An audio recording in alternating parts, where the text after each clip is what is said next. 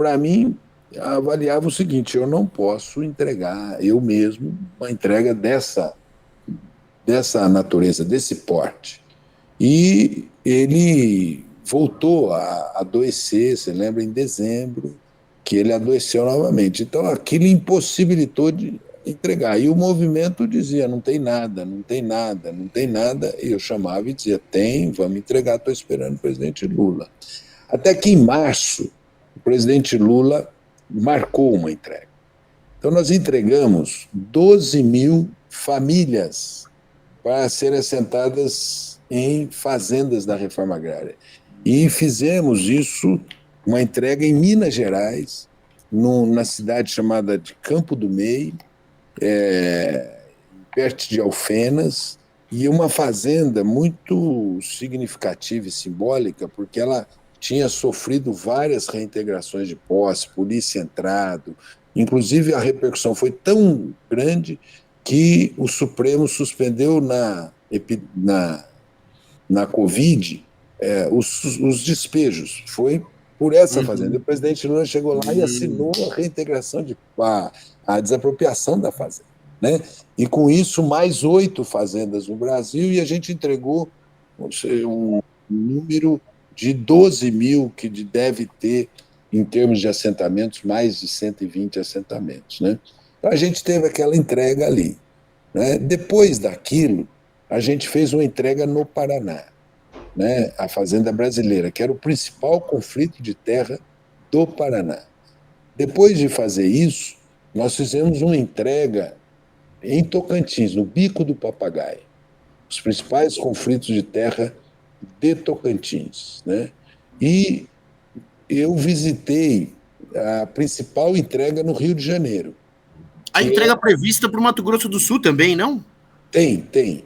E o Rio de Janeiro era uma fazenda chamada Cambaíba, que vocês devem lembrar que aquele torturador disse que eles incineravam corpos naquela fazenda Cambaíba durante a ditadura militar. Incineraram 12 corpos lá. Nós entregamos aquela fazenda. E o MST ocupou uma outra fazenda em fevereiro chamada Santa Luzia, que nós adjudicamos a fazenda. E também estamos fazendo as principais entregas na Bahia, no Pernambuco, no Espírito Santo, no Maranhão. Bom, num determinado momento, o MST tinha um dado que nós tínhamos só feito 3 mil famílias. Né? E eles tinham um relatório. E aí eu pedi para o assessor de imprensa nosso, o Ricardo Galhardo, obter o relatório. E ele obteve o relatório. E o relatório era de uma instituição que dava fé pública àquele número tão baixo. E aí eu pedi: se reúnam com a instituição e mostrem os dados. Agora saiu um relatório do Dataluta dizendo que não, eles tinham errado nos dados e que realmente a gente já assentou nesse governo 17 mil famílias, tá certo? E nós temos não só assentamentos, reconhecimentos, regularização de lotes, regularização fundiária. Né? Então, nós já devemos ter chegado à metade da nossa meta. A gente já deve ter incluído no programa de reforma agrária 150 mil famílias. E nós vamos chegar a 300 mil famílias e nos equiparamos ao governo Lula I e o governo Lula II. Então, nós chegamos a um bom termo. Com os movimentos do campo, o mais crítico foi o MST.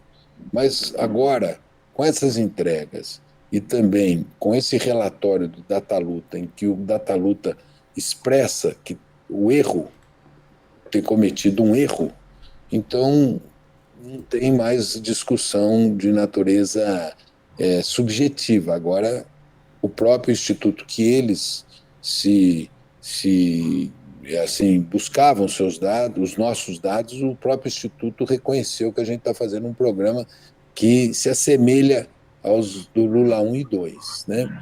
E também as entregas que nós estamos fazendo, eu só tenho dificuldade de fazer mais entregas em razão da agenda do presidente Lula, né?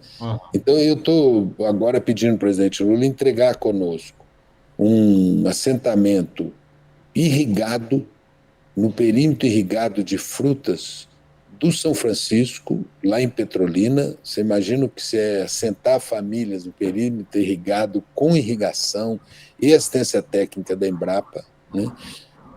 Para a semana que vem. E para outra semana, eu estou pedindo do presidente Lula uma agenda para a gente entregar um acordo que nós fizemos com a Companhia Vale do Rio Doce.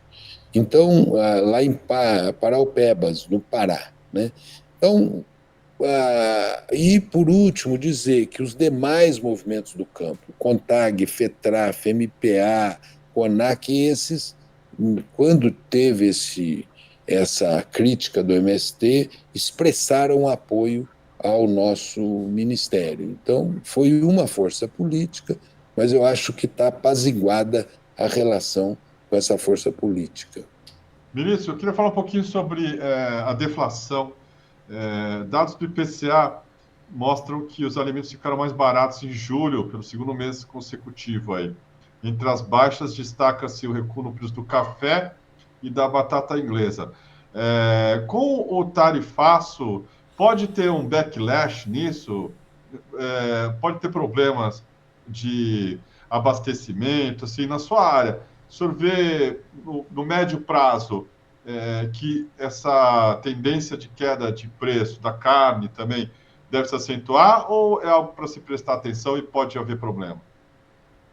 Kiko, já havia uma baixa de preço dos alimentos antes do tarifaço, né? E talvez o alimento mais paradigmático que baixou de preço antes do tarifaço foi o arroz. O arroz, quando teve a crise do Rio Grande do Sul, ele chegou a 30, R$ 35.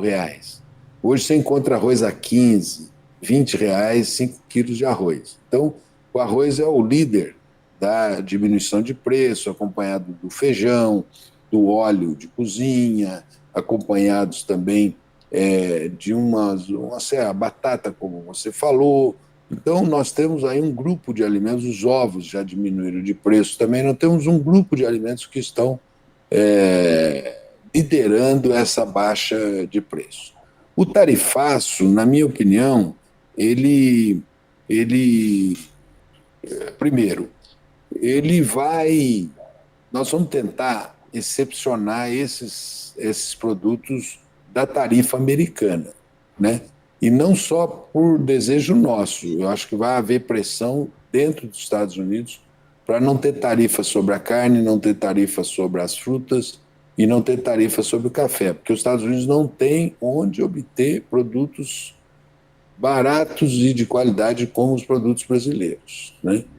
E, em segundo lugar, nós já nos preparamos para absorver esses produtos na alimentação escolar ou serem doados para que as pessoas que estão no cadastro único através do programa de aquisição de alimentos, ou absorver esses alimentos nos hospitais, nas Forças Armadas, o que quer dizer que o Brasil tem capacidade para absorver esses alimentos no seu mercado interno e nos programas de compras públicas. Então,